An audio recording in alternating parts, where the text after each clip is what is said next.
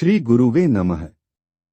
मित्रों, आज हम इस वीडियो में भगवान शिव रचित अघोर तंत्र साधना के विषय में बात करेंगे। भगवान शिव को तंत्र शास्त्र का देवता माना जाता है। तंत्र और अघोरवाद के जन्मदाता भगवान शिव ही हैं। यहाँ स्थित श्मशान भी तंत्र क्रिया के लिए प्रसिद्ध है।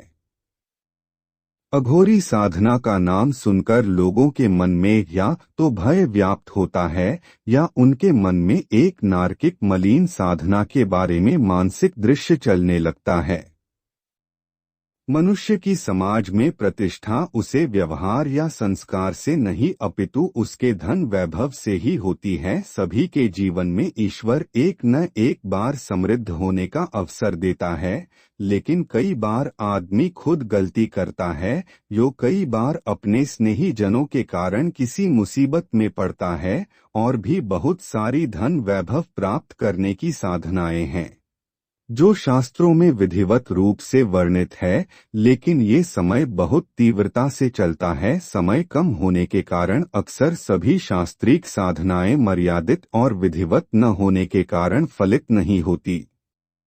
बहुत सारी मुस्लिम साधनाएं भी होती है, उनमें बहुत सख्त नियम और बहुत गहन मार्गदर्शन की आवश्यकता होती है, और कई बार उन साधनाओं को कई बार दोहराना पड़ता है, जिससे बिना मार्गदर्शन और धैर्य के मनुष्य का अमूल्य समय नष्ट होता है और साधना कभी फलित नहीं होती। एक अघोरी साधना जिसका कोई भी साधक आज तक निराश नहीं हुआ है। कई बार आदमी के परिश्रम या भावना में साधना करने के बाद आपको आभा मंडल असामान्य रूप से विकसित हो चुका होता है।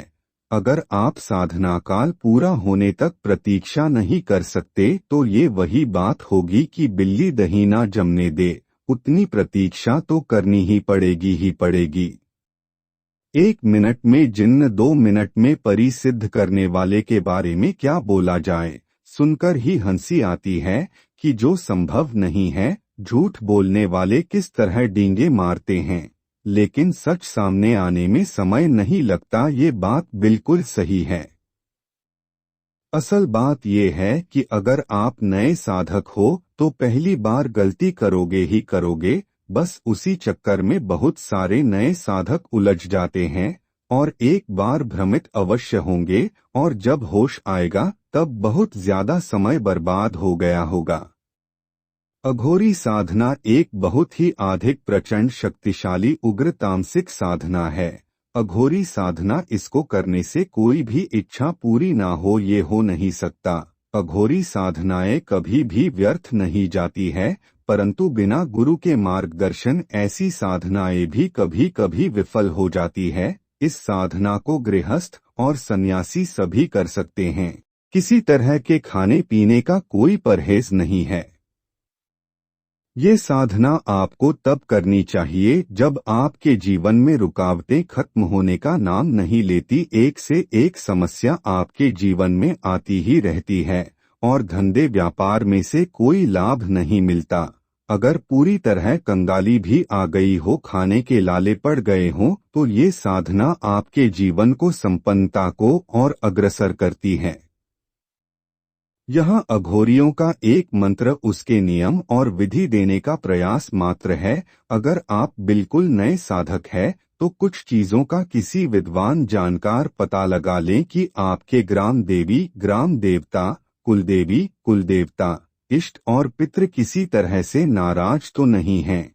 क्या जीवन में कोई भूल या कोई गलती तो नहीं हुई, या किसी का कोई भोग देना तो नहीं रहता है, या आपके घर में किसी अनजानी शक्ति जिसका आपको पता न हो वास तो नहीं। ये अनजान शक्तियां आपका फायदा और नुकसान दोनों तरह का काम कर सकती है। ये साधना 41 दिनों की है। खाने पीने का कोई परहेज नहीं है, अपितु जो भी खाओ पियो पहले अघोरी बाबा को भोग लगाओ ताकि जल्दी सफलता मिले। हाँ, ब्रह्मचर्य व्रत का पालन सख्ती से करें। जिनको स्वप्न दोष की समस्या है उनको पहले शमशान की साधना करनी चाहिए, क्योंकि जलते हुए मसान के सामने खड़े होने से ये दोष धीरे धीरे समाप्त हो जाता है। प्रथम दिन साधना को शुरू करने से पहले एक बार अपने इष्ट पितृ को भोग दे। फिर हाथ में जल लेकर मनोकामना स्मरण करें और संकल्प लें। सिर पर काला पटका बांधे और कपड़े काले पहनने हैं। भोजन जितनी बार भी करो, लेकिन पहला ग्रास अघोरी को समर्पित करना होगा।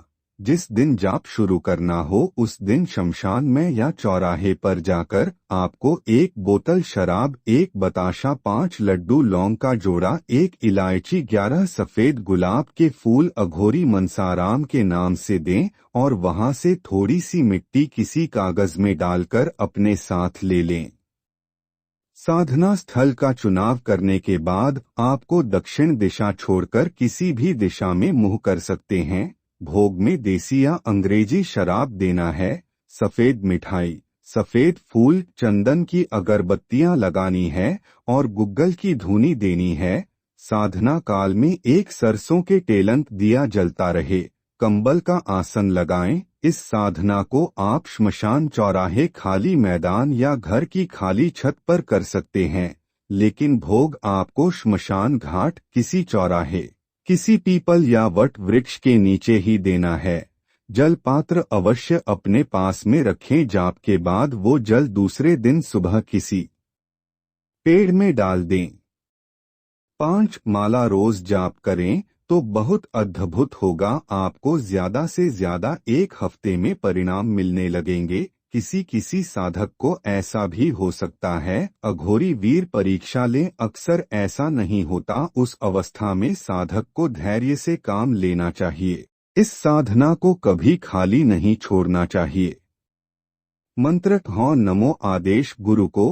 मनसाराम मरघट बसे खप्पर में पिए मत कस प्याला। फिर मेरा कारज सिद्ध करे तो पूजू औघड़वीर, ना सिद्ध करो तो गौरा महादेव पार्वती की दुहाई। चले मंत्र औघड़ी वाचा देखूं औघड़वीर मनसाराम, तेरे शब्द का तमाशा मेरे लिए चल। मेरा कारज करने चल, ना चले तो काल भैरव की लाख लाख दुहाई फिरै छू।